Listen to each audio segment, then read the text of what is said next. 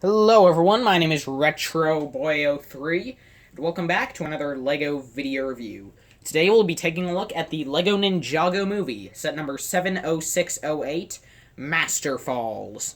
This set comes with 312 pieces, 3 minifigures, plus a skeleton, and retails for around $30 in the United States. So, without further ado, let's get into the review. The first figure we get in this set is Kai, and in my opinion, he's a pretty cool figure. You can see that he has some pretty nice subtle detailing on his legs for some diamonds, kind of a diamond pattern. And on the torso, it has a nice pattern that, while slightly cartoonish, I feel it fits right into not only this movie, but it could also fit into the TV show. You can see that Kai has the skybound sheath piece in gunmetal gray, which holds 2 silver katanas. Here is Kai's alternate face. And now you can see what the back of his torso looks like without it being obscured by his sheath and 2 katanas. And, well, you can see that on both sides of Kai's face, he has a band-aid in the part of his hair that's parted a bit towards the top, as well as he has a scar under his right eye. And this contrasts with the Kai from the normal LEGO Ninjago movie sets. I'll just flip Kai's face around so it'll be a bit of a better comparison. Who has a face that's not only much angrier, but also has a much more noticeable scar on the other side of the face. And also, I do want to mention that in my opinion, it's a really cool design, and honestly, my favorite part of this figure, how Kai's hair looks kind of like a dancing flame. It just looks really nice, in my opinion. So yeah, that's Kai, and now let's move on to Sensei Wu. The next figure that comes in this set is Master Wu, and he's another pretty cool figure, in my opinion. You can see that from the front, he has this awesome cloth piece that forms the bottom of his robes, and it carries down the printing from the torso. However, the printing on the torso is obscured by his beard, and you can also kind of see the beginning of his face, where he looks very determined. His accessory is his brown staff.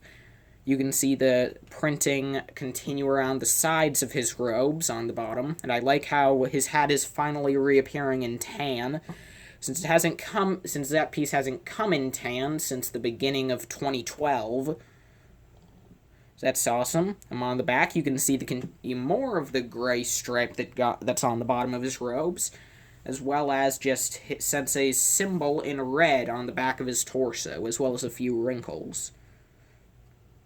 And you can also see that Sensei does have printing for sandals on the bottom of his feet. With all of his extra gear removed, you can see that there is no printing on Sensei Wu's legs besides his sandals. So he doesn't wear tighty whities under his robes like in the movie. But you can see now more clearly the detail on his torso for the top of his coat, as well as his face, where you can see that he has a determined smile. And I do like not only how he does still have a mustache printed on there, but that also, just with a few subtle changes they've made to the face of Sensei Wu to distinguish him from the TV show's version of Sensei Wu, if I can just get him in the camera here. You can see that the new Sensei Wu for the movie does actually, in terms of his facial features, he does kind of resemble Jackie Chan in a few ways, so that's nice. And when Sensei has his beard on, you can see actually that the top of the mustache printed on his face actually forms the top of the beard, so I just think that that's a pretty cool detail. So that's Sensei Wu, and now onto Garmadon. The last true figure in this set is Garmadon, and in my opinion, this version looks pretty nice. As you can see, he does have 4 arms, like every version of Garmadon for the movie. He has 4 katanas held in them. You can see that he has some brown shorts, and his chest is entirely bare. I like the detail of his belt carrying down onto his legs, and while you can't see his full face, you can see that he does have a very angry expression. Here you can see that Garmadon has this nice camouflage cape piece. Well, not really a cape, more like, I don't know, I guess, I can't think of the word. You'll probably tell me down in the comments, but yeah, I guess it's just kind of like this little shoulder guard piece. Anyway, I think it looks nice with the camo printing. From the back, you can see that at Garmadon, actually, for the top torso, it's actually the original 2012 Garmadon and forearms piece, except they put it backwards. And not only is this a nice parts reuse, so the LEGO group didn't have to make a new piece, but it also makes it Garmadon can't twist around at the top of the torso, which is nice. There you can see Garmadon's back printing on the torso, which is the same as on the standard version that comes in Lloyd's Dragon and Garmadon's mechs. But anyway, and you can see that you have printing on the back just to continue his belt and just some muscles, so that's cool. With Garmadon's extra gear removed, you can now get a better look at his torso, where Garmadon has a 14-pack, as well as just a lot of chest hair, which is a bit weird. But anyway, and now you can see that he has a very angry expression with his eyebrows furrowed, and he's really kind of squinting. And yeah, this is just a clearer look of what he looks like from the back. So that is Garmadon. And now on to, well, a skeleton, I guess. The last figure in this set is a skeleton, and yeah, this guy isn't all too interesting. I mean, it's just a normal skeleton, like, there he is from the back. I mean, he has toes. That's nice, even though minifigs don't have toes. I mean, the skull print is nice, as always, and I do like that he has the style of torso where instead of the arms wildly flopping around, they are hinged. And as you can see, he comes with both a stone dagger, as well as the only thing that's really interesting here is he comes with this nice treasure map piece, which I don't believe is exclusive. I might be wrong, but I'm pretty sure this also comes in the Destiny's Bounty. But anyway, as you can see, the map shows on it the Destiny's Bounty off the coast of Ninjago. On top, up towards the top left, you can see the Temple of the Ultimate Weapon. And on the path, and this is pretty cool, not a lot of people point this out, most people just point out those two sets, but you also have a bridge, which is, of course, this set's Master Falls. So yeah, so that's this set's skeleton. Yeah, now let's get on to the build. So here we have the single build of this set, this being, well, the Master Falls, which is mainly this bridge over just water.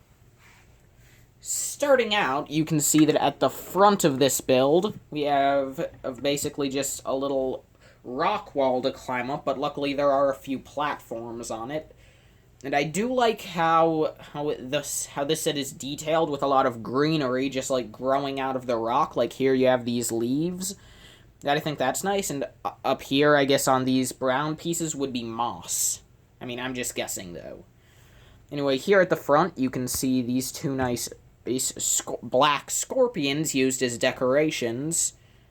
And then above those, you can see these torches, which are actually pretty nice builds, as they each use one of the 1x1 round tiles with a pole sticking out of it with an accessory hole. And I feel as though this build just looks pretty nice. The main part of this build is, of course, the bridge itself, which is made mainly up of 11 tank tread pieces. And in order to kind of create the illusion that it's being held up by the rope, you have these different brown pieces that kind of connect together with the black T-bars, again, to kind of make it look like those are holding up the bridge. And it does look nice, though it is a bit of a pain to attach all of these and get them to look good. Like, I spent like half an hour adjusting this set, and it still didn't look perfect. So yeah, if I do have one complaint with the set, it's that it is pretty difficult to get those to look like amazing, but it's okay to get them fine. And you can see these two blue Technic pins on the bridge.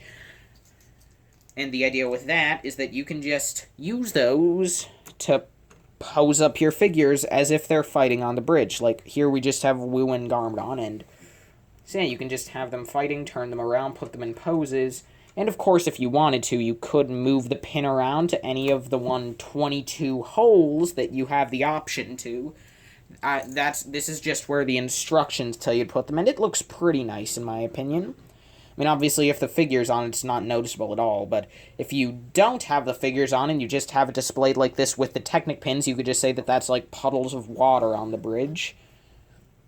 Over on this, as I knock off a torch, over on this side, you can see you have this little cage, and you can just fold that down and open it up. And you can fit any of the figures in there. However, if you want to fit Garmadon in the cage, you will have to sit him down. And, well, obviously it works a bit better if you remove his katanas, but I didn't, and it still works if he has them. So yeah, we'll just set him back up here, for the time being. You can see that we have this nice brown piece here that I'm moving about. That's used to kind of look like a branch that the leaf on the cage is coming out of. That looks nice. I like this doorway here, which I guess this is kind of the entrance. Well, I guess, well, this entrance isn't here in the movie, so it doesn't have to be to anything. I guess it could just be like a bit of a ruin out in the middle of nowhere, but I like these bits, which are covered in moss, these little parts that this bridge is attached to. I also like how there's kind of a tree growing out of it, and in general it's just kind of covered in moss and kind of withered away. I mean, like, I'm not sure if I'm a big fan of the three LEGO Games figures used as decoration there. That is a bit awkward, in my opinion. It's not perfect, but it doesn't have to be perfect. It still looks nice. Before we go inside of the cave, I do want to kind of show you underneath the bridge, where you can see that you have just some rock spikes jutting up, including this big one in the center that holds up that kind of works to get the bridge into position. And you can also see just some light blue and dark blue, light blue 1x1 round tiles and dark blue 1x2 plates, used to kind of give the water different colors. So that's nice, kind of to show texture. Over on this side, you just have a rock piece with a little dagger piece jutting down as, like, well, just a bit of rock hanging down, and then you also have some plant life growing out of that. Well, if I just zoom out a bit on the back, you can see that while at the top there's nothing interesting, down at the bottom you have this little cave, which there's a vine and just some rock hanging down from the top. But inside, this is where you find your little skeleton. So that's just a pretty nice hiding space, and obviously you could put anyone down there. And it is just a nice play space down here, like, it's all tiled in, like, you can't really stand anyone down there, but it is nice to have this opening at the back. If you do want to play there, you could act like there's an entirely separate fight going down into caves.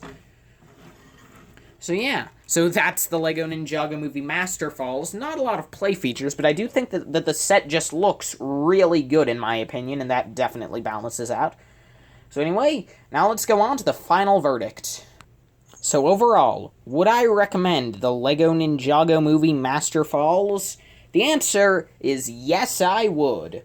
Because, well, in my opinion, this set just has a lot of stuff going for it. While it's not really a playset per se, you can still pose up the figures, and in my opinion, that's really all you need. We don't need a ton of flick fire and spring-loaded shooters. But, the minifigs are great in my opinion. The build just looks so nice. I mean, that's probably the biggest thing here. The build just looks so nice. Plus, I mean, it's just great to get both Wu and Garmadon in one $30 set, as this is the cheapest way to get both of them if you're not including the minifig series. Plus, you get Kai and a skeleton, which is just kind of a freebie. You get a nice map print. I mean, overall, this set is just really good. So thank you all. Oh, and I mean, I'm gonna give it a rating. I would rate this set an A. So thank you all so much for watching, and I will see all of you in the next video. Bye-bye!